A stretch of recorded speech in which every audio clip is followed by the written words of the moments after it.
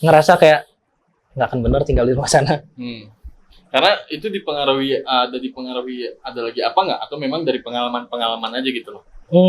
Karena pengalaman sebelumnya iya, terus juga mungkin karena ngedengar cerita waktu gua di sana di kondisi rumah itu lagi kosong. Yang terakhir itu ya.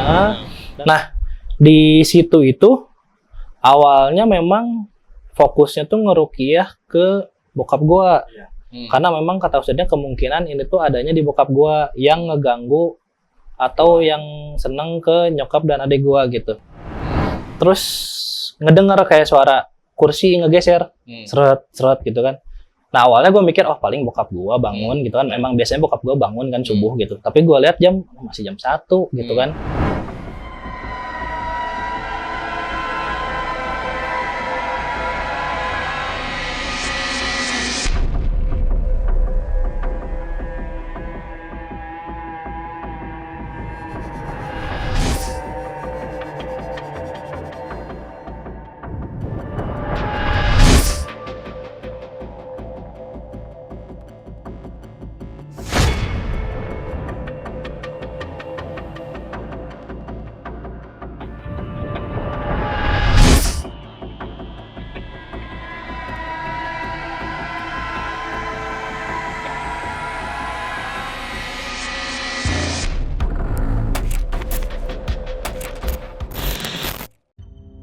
Halo Sobat Kopaja, baru Kopaja, balik lagi dengan kita di Kopaja Podcast dengan gua Fahmi, ada juga Pascal dan juga Fatur. Di malam ini kita mau bawain cerita dari pengalaman pribadinya Pascal dan keluarga ketika dia pindah ke rumah baru ya. Iya, pindah ke rumah baru. Tentu di sana tidak dalam bayangannya ya, ketika pindah rumah baru tuh langsung gimana, ternyata ada juga gangguan-gangguan dan juga teror-teror ya. Iya, kurang lebih seperti itu. Itu oke. Nah, untuk lebih jelasnya teror-teror apa aja sih dan gangguan-gangguan apa aja yang dialami oleh Pascal dan keluarga, mungkin kita langsung aja ke ceritanya.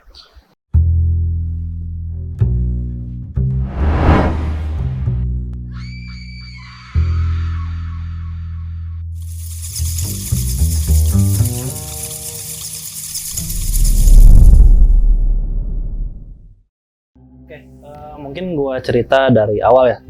Awal gue pindah itu di tahun 2014. Jadi waktu gue masih SMA tuh, awalnya kan gue tuh masih tinggal nggak di sana awalnya. Jadi di daerah masih Bandung Timur juga, dan pindahnya di daerah masih daerah Bandung Timur, cuma memang beda beda wilayah lah. Nah, ketika pindah di 2014, memang waktu awal pindah ke rumah itu tuh khususnya gue dan nyokap gue ya, itu tuh ngerasa kayak rumahnya agak lembab gitu, maksudnya ke cahaya mataharinya kurang gitu kan, suasananya juga agak kurang enak lah gitu kan. Nah, vibes-nya gitu ya, vibes-nya tuh kayak kurang seger lah gitu, rumahnya kayak lembab lah intinya. Nah, pindah ke sana memang di awal-awalnya tuh kita nggak ngalamin hal-hal yang terlalu menyeramkan ya, maksudnya kayak masih cuma suasananya yang lembab, terus memang perasaan yang kurang enak aja lah gitu, nggak ada gangguan atau gimana. Nah, di tahun 2018, kurang lebih 2018, bokap gue itu sempat ada tugas pergi ke Maumere.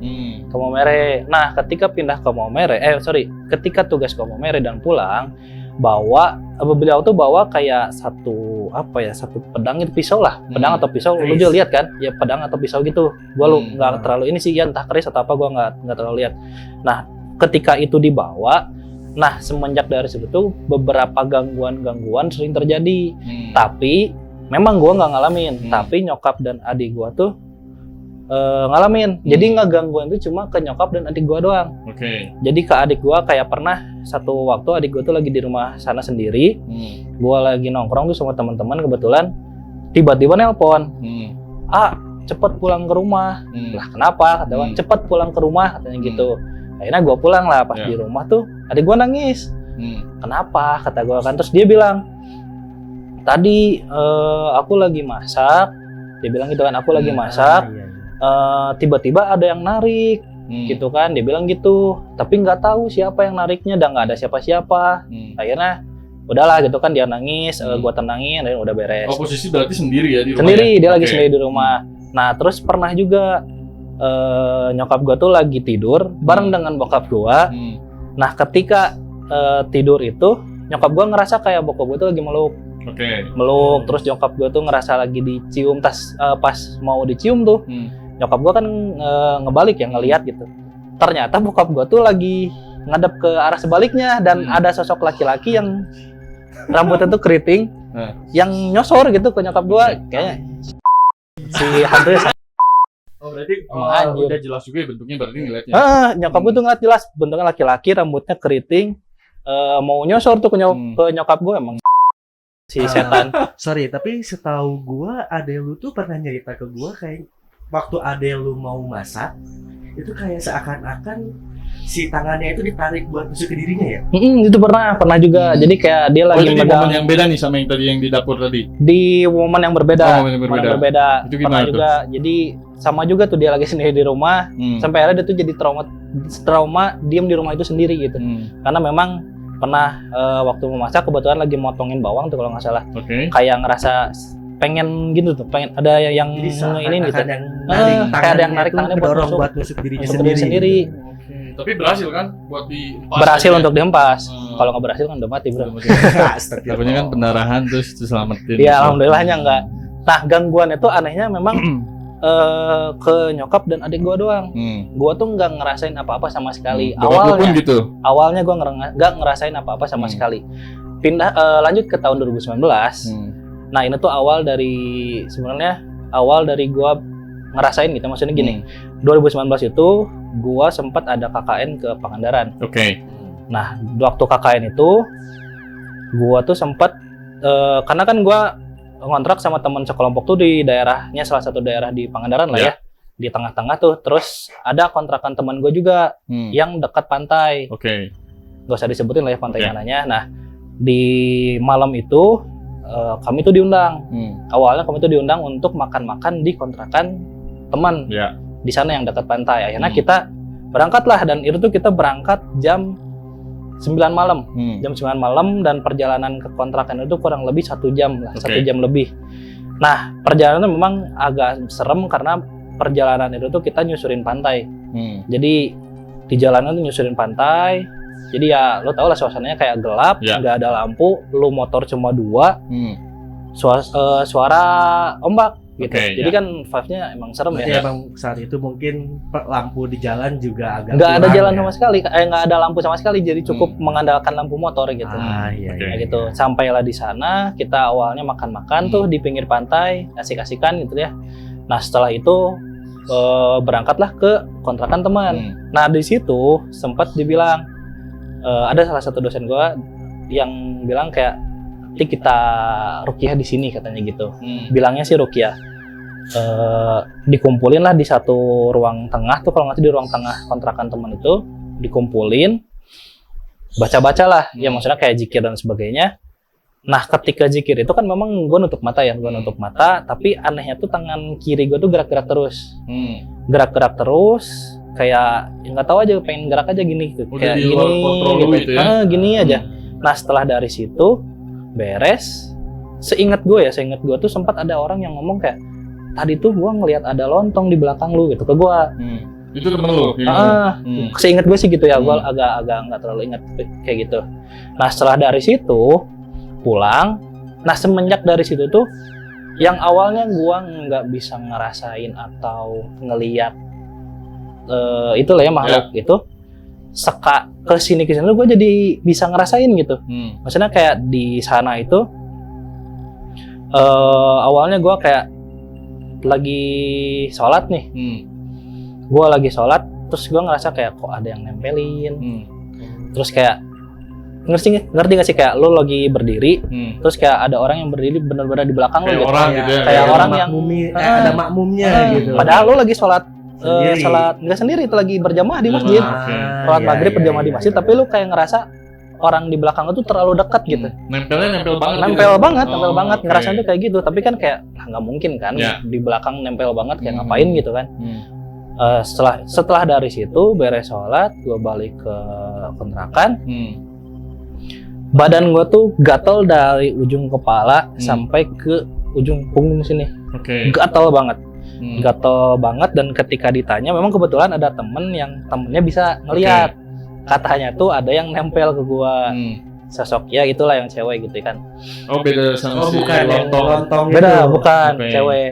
Nah setelah itu beberapa hari kemudian gua main ke kontrakan teman lagi tapi yang agak ke arah tempat pariwisatanya. Dan pas balik tuh ada lagi yang nempel. Dan memang itu di kontrakan tuh suasananya jadi serem lah. Teman-teman ngeliat kayak ini bukan lu dah gitu, kayak ini kayaknya bukan lu deh gitu. Karena memang gua sendiri juga ngerasanya kayak agak aneh gitu. Terus tiba-tiba kayak gua ngerasa suka ke temen satu kelompok. Tapi padahal gua nggak ngerasa gitu karena memang ya gua juga punya pacar kan waktu itu gitu kan. Nah, sampai di situ ternyata disebutin katanya ya, gua juga belum tahu pasti, katanya tuh ada sosok yang suka ke temen gue itu tapi lewat gua gitu.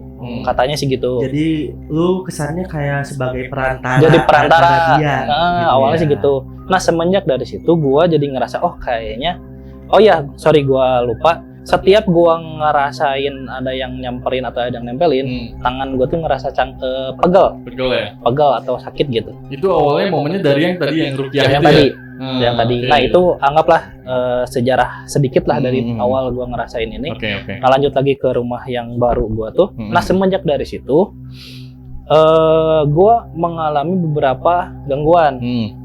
Di awalnya tuh gua pernah lagi tidur di kamar, terus ngedenger kayak suara kursi ngegeser, seret gitu kan. Nah awalnya gue mikir paling bokap gue bangun gitu kan. Emang biasanya bokap gue bangun kan subuh gitu. Tapi gue lihat masih jam 1 gitu kan. Nah nggak lama dari situ kursi geser, gue mau buka pintu kamar, tiba-tiba bokap gue buka pintu kamar juga, truk gitu. Lah bokap baru keluar tuh, maksudnya kan berarti itu siapa tadi yang geser kursi. Nah awalnya di situ, loh ini apa nih gitu kan, agak aneh gitu. Nah setelah dari situ beberapa hari kemudian pernah juga gue lagi tidur, tiba-tiba gue kebangun dan ngelihat badan gue tuh tidur. Ya. Kalau orang-orang sih nyebutnya raga sukma Iya, orang-orang nyebutnya raga sukma. Jadi kayak gue kebangun tapi gue ngelihat badan gue Jadi tidur. kasarnya ruh lu tuh bisa ngeliat jasad lu. gitu. Ruh gue tuh bisa ngeliat jasad gue. Dan suasananya memang rumah tapi agak beda gitu vibe-nya. Kayak lo pernah nonton film Insidious. Ya. Nah kurang lebih tuh kayak gitu. Nah gue bangun ngeliat di depan pintu banget ada lontong. Oke. Oke. Ada lontong. Kaget kan, anjir. Tapi anehnya gue tuh langsung ngambil HP, gue fotoin, truk gitu, gue fotoin, simpen aja HP-nya, tidur lagi. Waktu masuk ke raga lagi berarti ya. Waktu gue tidur lagi, gue langsung lah, tadi apaan anjir gitu kan. Pas gue bangun lagi, ya sosoknya nggak ada, HP-nya tapi bener ada di sini. Langsung cek dong gitu langsung kan? cek, gue otomatis kan langsung cek, gue cek, fotonya kagak ada. Ya udahlah, gue tidur lagi. Nah, selang beberapa minggu dari situ, gua ngalamin hal yang sama lagi. Kebangun, ngelihat badan gua tidur, tapi di depan tuh ada satu sosok perempuan yang ngelewat ke depan pintu. Karena kan gua tidur pintunya nggak dibuka. Oke. Nggak ditutup, sorry. ditutup. Pada waktu itu memang nggak ditutup. Ngelewat, gua penasaran dong. Kayak bajunya tuh full putih gitu. Bakun itu. Awalnya gua nggak tahu itu apa. Jadi bajunya full putih, dia ngelewat ke dapur, gua ikutin tuh, gua susulin, tapi tiba-tiba menghilang, gua ngerasa takut, akhirnya gua balik lagi tuh lari ke kamar, tidur lagi, langsung bangun, tidur lagi. Nah besoknya gua mimpi gitu lagi, mimpi hal yang sama tapi bedanya ketika di mimpi kedua si sosok perempuan itu nungguin di dapur, ngadep ke gua. Jadi kamar keluar, nah ini ada lorong gitu. Nah gua di depan lorong sini, si cewek itu ada di dapur. Dia udah gitu. nungguin gitu. Nungguin. Ngadepnya ke lu juga. Ngadep-ngadepan. Ngadep-ngadepan. Oke. Sosoknya tuh bajunya full putih kayak nona Belanda lah, maksudnya kayak bajunya full putih, terus mukanya tuh ditutupin kayak tudung gitu. Cadar mungkin ada gimana? Kalau cadar kan segini ya, ini enggak kayak apa ya? Oh, ya topi-topi Belanda dulu lah ya. Yang pokoknya gini lah. Lu pernah nonton film Pengabdi Setan yang ibu? Ya. Iya. Ini. Nah, kayak gitu. Pegang lilin. Oh, berarti ini bukan sosok yang kemarin apa sama? Yang kemarin Sama. Oh, sama. Oh, berarti Dari perawakannya sama. Berarti memang kita kan ngiranya jubah putih Iya, atau si Tante gitu. Kay gitu ya. Ternyata ini perawakannya setelannya Belanda gitu. Iya kayak ya setelan yang tadi gue sebutin. Oke. Pegang lilin gini. Tapi ya udah hadap-hadapan doang. Karena gue takut, balik lagi gue ke kamar tidur. Oke. Dan kebangun lagi, ngelihat ke dapur nggak ada, tidur lagi. Besoknya mimpi lagi yang sama. Itu Mimpi lagi yang berturut-turut ya sama. berarti? Iya betul-betul. Oke. Mimpi lagi yang sama. Dan di situ tuh bedanya dia lebih dekat lagi ke gue. Lebih dekat lagi dan dia ngomongin sesuatu yang gue nggak ngerti dia ngomong apa. Gue nggak ngerti dia nyampein apa, gue nggak ngerti dia ngomongin apa. Karena memang mungkin bahasanya atau mungkin ilmunya gue belum nyampe ya. Jadi kayak gue nggak bisa masuk gitu, nggak bisa nanggepin dia tuh sebenarnya ngomong apa, maksudnya tuh apa gitu. Bahasanya bukan bahasa kita juga. Dan ditambah kan karena memang guanya takut, akhirnya ya tetap ujung-ujungnya balik lagi ke kamar tidur gitu. Nah, selepas dari situ, selang beberapa bulan lah, sempet tuh dia juga ngalamin. Jadi kita tuh lagi main dan kebetulan mau ke rumah gua tuh. Ada satu eksiden kecil lah. Yang kita jatuh dari motor di Pudunan, jatuh di turunan. di turunan gitu jatuh. Siapa yang nyetir? Gua yang Iya. gitu. Dan Dan- ngetir dia. Bro, hati-hati. Kayaknya mau jatuh. Lu habis ngomong gitu jatuh beneran. Jatuh beneran. Dan dia langsung traumanya tuh kayak gua nggak mau balik. Tapi itu jatuhnya memang pure Jatuh gitu doang, kepleset gitu. Atau misalkan mungkin dari Pascal sendiri ngeliat atau menghindari. Oh enggak, jatuh kepleset doang. Karena memang turunan tuh agak ekstrim. licin aja gitu ya, pakai jalan. Agak curam dan kita kayak ayo kita lewat sini gitu kan. Sebenarnya ada jalan yang lain tapi kita lebih milih jalan itu gitu. Terus. Nah akhirnya Fatur nginep di rumah gua. Malamnya memang gua nggak ngerasain apa-apa, gua tidur. Nah dia yang ngalamin. Mending lu ceritain. Gua lebih Oke. ngalamin Gimana tuh? kejadian-kejadian waktu gua nginep ya. Waktu gua nginep tuh gua tidur duluan ya waktu itu. Gua tidur jam 8, kisaran jam 8 Oh, gua di rumah masih dia. pagi lah ya simpelnya. Iya, Jam 8 ya. Terus? Nah, gua tidur terus gua kebangun itu jam 12. Nah, dia baru mau tidur jam 12 tuh. Oke. Ya. Dia mau tidur, gua bangun kan, otomatis gua anjir nggak ada temen kata gua kan. Gua diem terus kayak gua tuh ngeliat kayak toples. Lu tahu toples di meja makan yang Iya. Udah geser-geser dikit. Oh, Gua lari nih. Dikit-dikit. Iya, gua langsung lari kan ke kamar dia. Hmm. Ke kamar dia ya, yang dia alamin kayak kursi ngegeser, ngedenger ya, tapi ngedenger kursi ngegeser itu gua ngalamin juga. Sama suara gitu. Ya, Ah. nah gua baru bisa tidur lagi tuh pas jam 3 ketika bapak dia bangun. Oke. Bapak dia bangun, gua baru bisa tidur. Hmm. Dan yang bikin gua kaget, gua sempat verifikasi juga ke dia. Ini ketika subuh gua dibangunin, emang di rumah dia kan subuh dibangunin semua. Ya buat sholat lah ya. Subuh, Iya. Ketika gua ke belakang, mau ke kamar mandi yang di belakang tuh, gua ngeliat di tembok dapurnya itu banyak kayak lintah. Lintah. Iya, tapi ketika gua tanya ke Pascal, dia nggak pernah ngeliat lintah. Gua nggak pernah lihat sama sekali. Dan gua sedangkan gua ngeliat lintah banyak banget.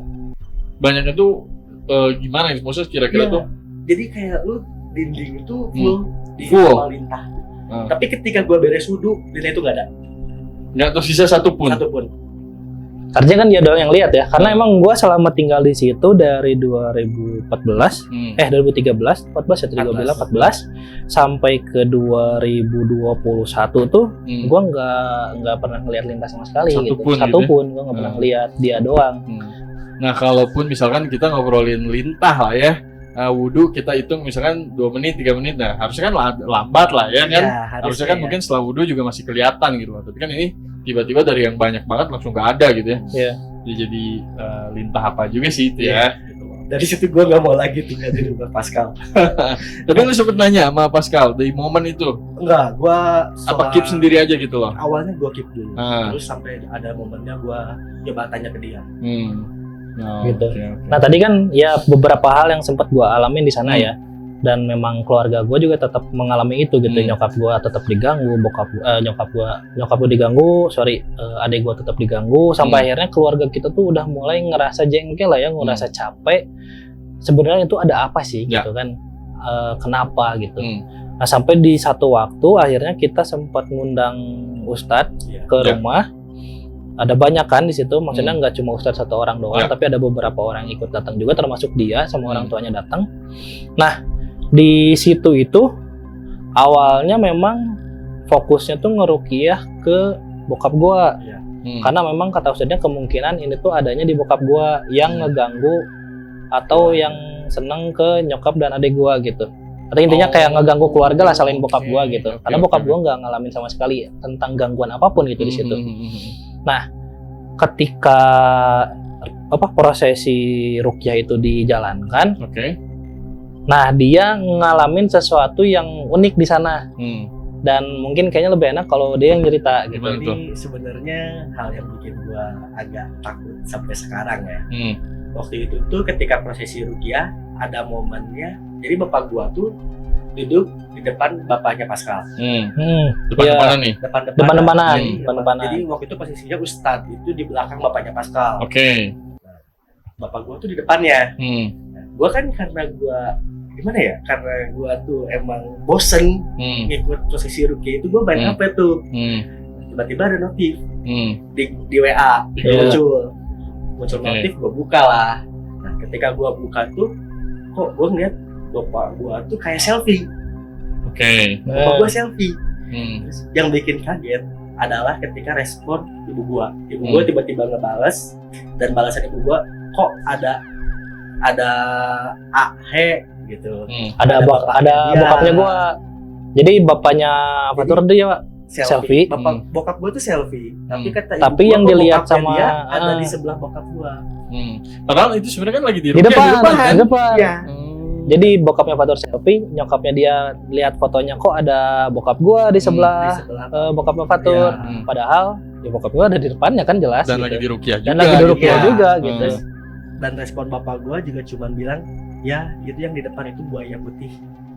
Buaya putih. Tapi fotonya lu nggak bisa lihat tapi ya? Gua nggak bisa lihat. Oh, nggak bisa lihat. Berarti memang di foto itu mungkin yang bisa lihat tuh untuk orang-orang tertentu juga. Cuma yang punya kekuatan untuk itulah. Itu cuma bapak sama ibu gua doang. Dan itu setelah itu gua sama bapak gua disuruh keluar. Gua sebenarnya waktu itu tuh disuruh ngajak dia. Itu ajak Pascal aja keluar. Gua lagi di depan tuh gua lagi ngerokok. Terus santai tiba-tiba wangi kemang, gitu. Gua kan takut ya. Gua lari ke dalam, dimarahin lah gua sama bapak gua. Udah kamu di luar aja. Akhirnya gua diam lagi di luar, tapi sambil melihat ke dalam. Ketika gua di luar, tiba-tiba kayak kok ada yang ngeliatin dari belakang. Gua ngerasa gitu awalnya. Ketika gua kebalik, pertama tuh nggak ada. Terus gua lihat lagi ke dalam, kok makin intens ini tuh ada yang ngeliatin dari belakang. Ketika gua balik lagi badan, ada anak kecil lagi ngeliatin gua sambil nunjuk ke pagar.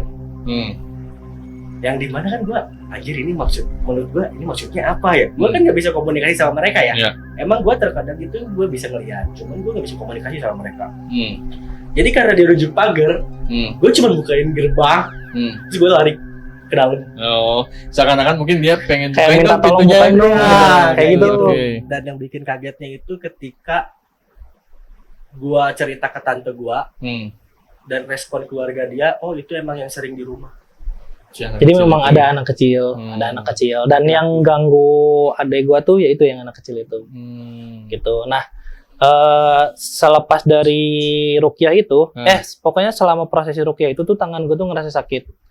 Balik lagi yang kiri ya? Iya, tangan gua yang kiri tuh ngerasa sakit. Nah, ketika prosesi ruqyah ini hampir selesai lah, si ustadznya tuh bilang ini ada jin yang kabur. Ada jin yang kabur dan nggak tahu kenapa refleks.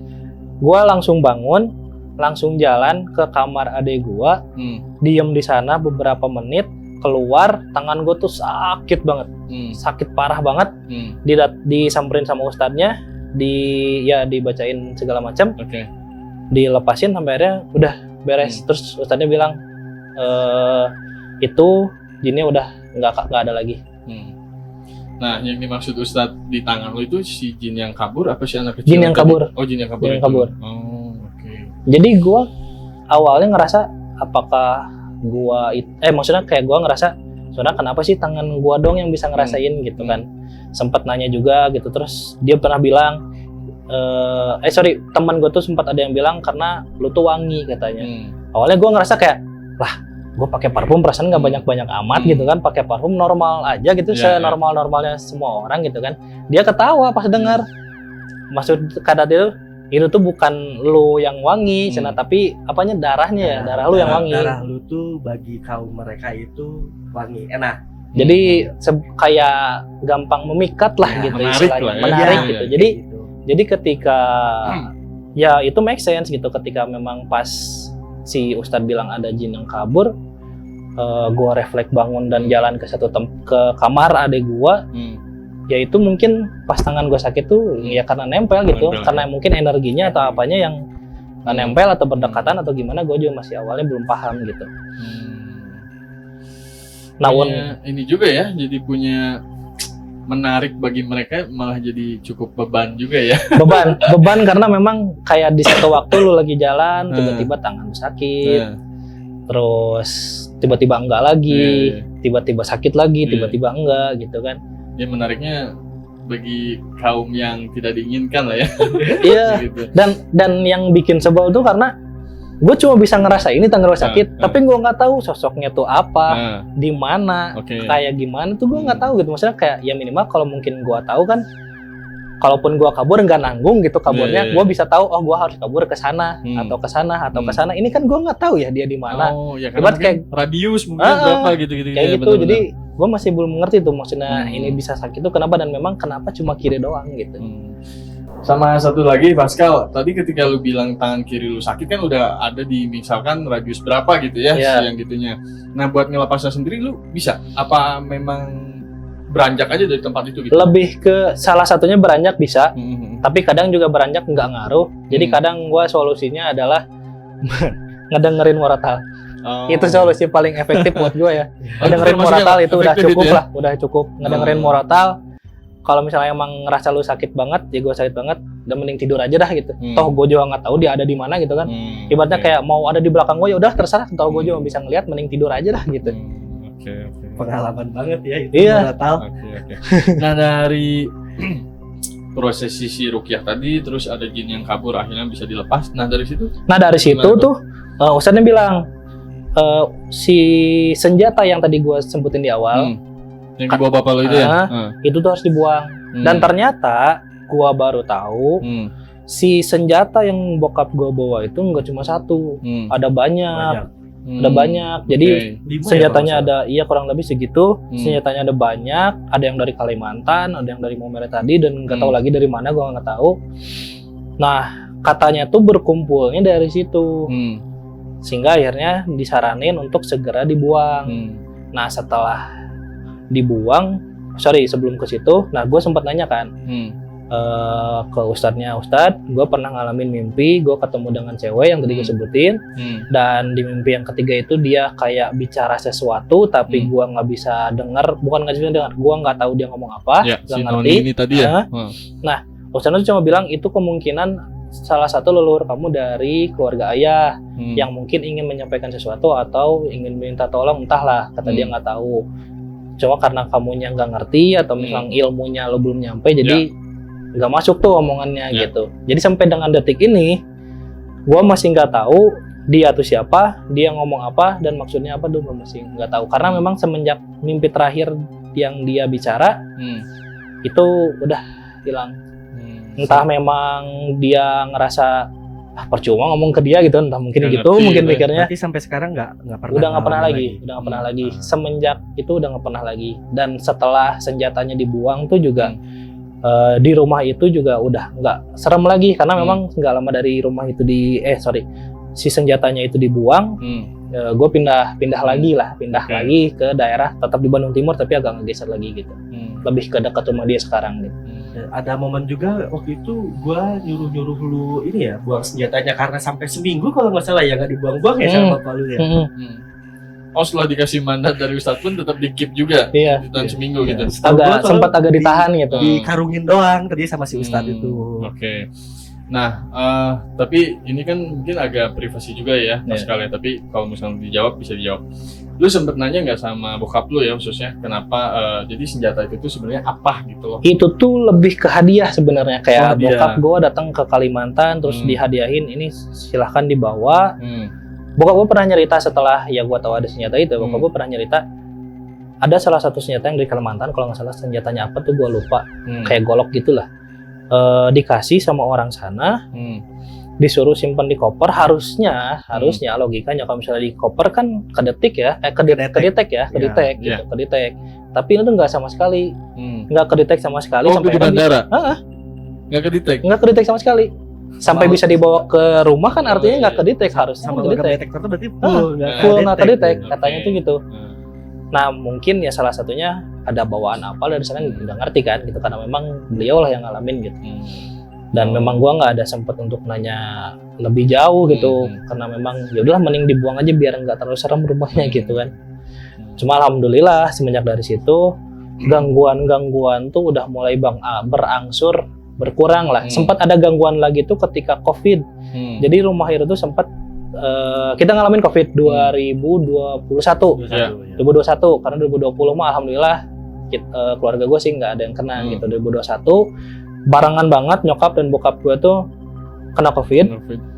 Akhirnya mereka tinggal di sana berdua. Gua diungsikan sama adik gua ke rumahnya dia. Iya. Nah, nggak lama dari pokoknya selang beberapa hari dari tinggal di sana lah. Nyokap dan bokap gue tuh pindah ke apartemen, atau apartemen di Bandung lah. Oke. Rumah itu kosong. Nah, gua itu sempat disuruh bawa baju gitu, ya termasuk baju juga, baju adik gua juga. Kesana lah. Itu tuh gua, terus adik lu juga ya? Iya, sama adik adik gua. dia, Bertiga berarti ya? sama satu lagi tuh siapa ya kalau nggak Nggak, salah? Emang bertiga ya? Ya, Bertiga. Oke. Nah kesana, pas di sana itu, gua ngerasa kayak banyak bisikan, udah diem di sini aja, jangan kemana-mana.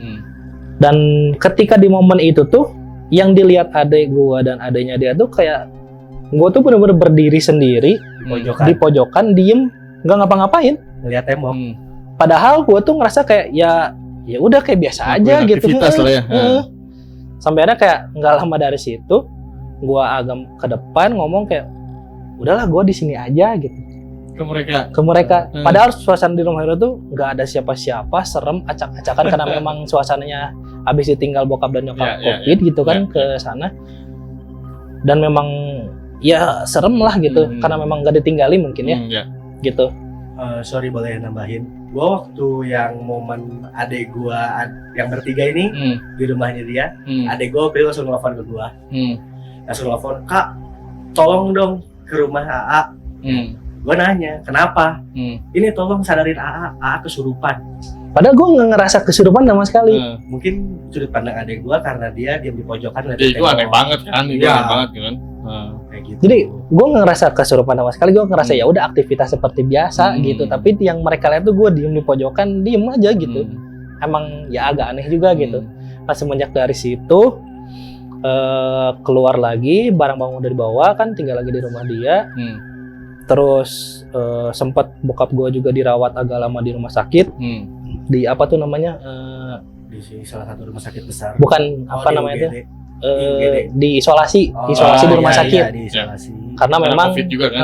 kalau nyokap gue tuh alhamdulillah nggak lama dari diam di apartemen tuh langsung sembuh. Udah negatif lah gitu kan. Kalau bokap gue, gitu ya. kalau bokap gue nggak sampai benar-benar sakitnya makin parah dan akhirnya dibawa ke rumah sakit lah.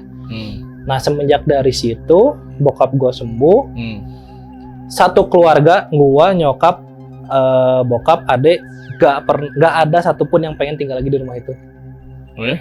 Semuanya trauma. Ngerasa kayak nggak akan bener tinggal di rumah sana.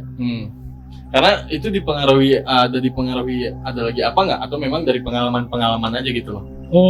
Karena pengalaman sebelumnya iya, terus juga mungkin karena ngedenger cerita waktu gua di sana di kondisi rumah itu lagi kosong. Yang terakhir itu ya.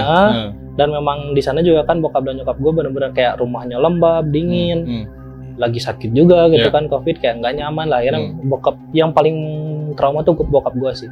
Paling nggak mau lagi diem di sana gitu. Kayak kalaupun main ke sana ya udah main tapi nggak mau tidur di sana gitu. Bokap gue tuh. Sorry nambahin. Gue pernah dapat informasi juga dari bapaknya Pascal.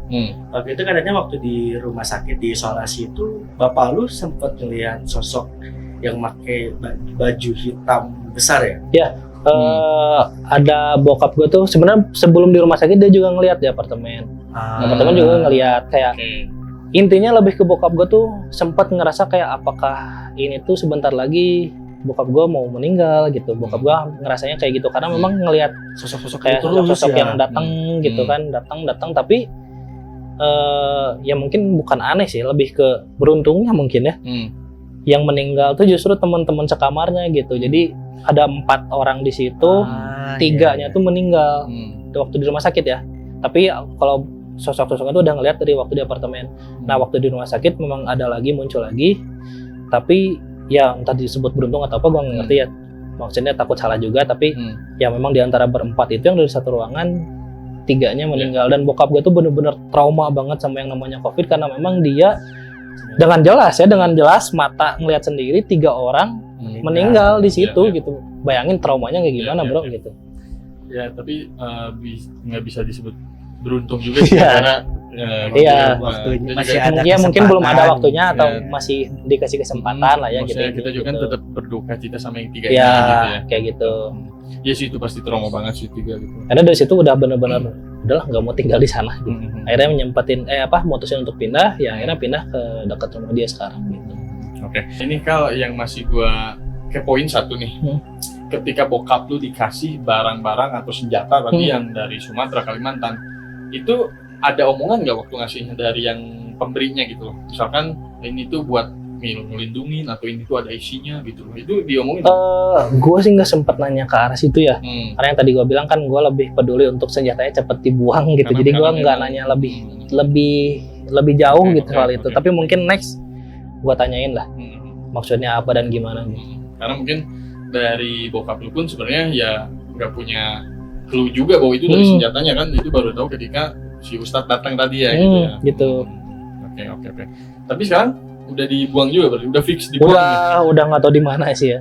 Entah mungkin dibuang, entah mungkin dikasihin ke siapa, gue nggak tahu karena memang yang ngebuangnya juga bokap gue. Oke. Siap. Tapi di rumah yang sekarang gimana? Udah aman apa yang di sana ngikut? Aman, alhamdulillah aman.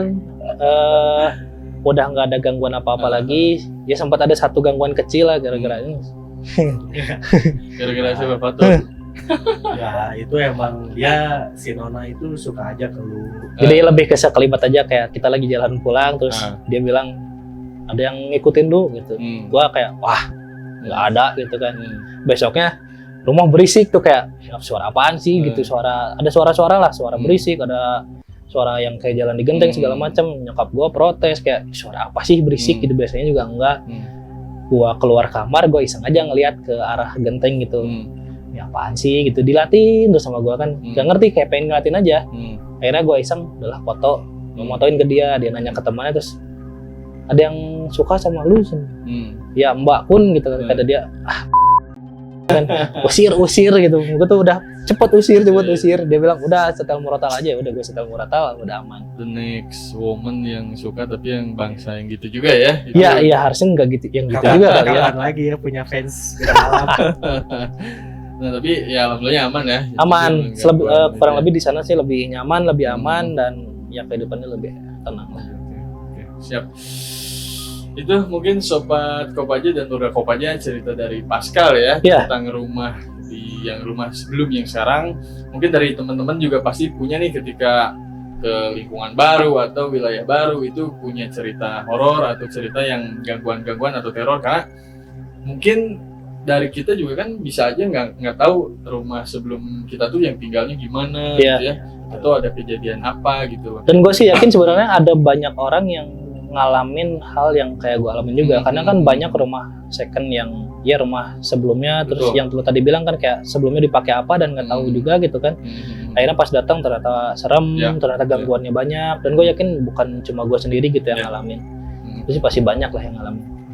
Ya dan saran gue juga sebenarnya mungkin buat teman-teman ya, kalau misalnya nyokap atau bokap lu gitu kan tiba-tiba bawa senjata yang nggak tahu dari mana sih, saran gue mending tanya itu dari mana. Dan baiknya sih mending nggak usah disimpan di rumah lah, mending buang aja, takutnya hal yang gua sempat alamin lu ngalamin juga gitu.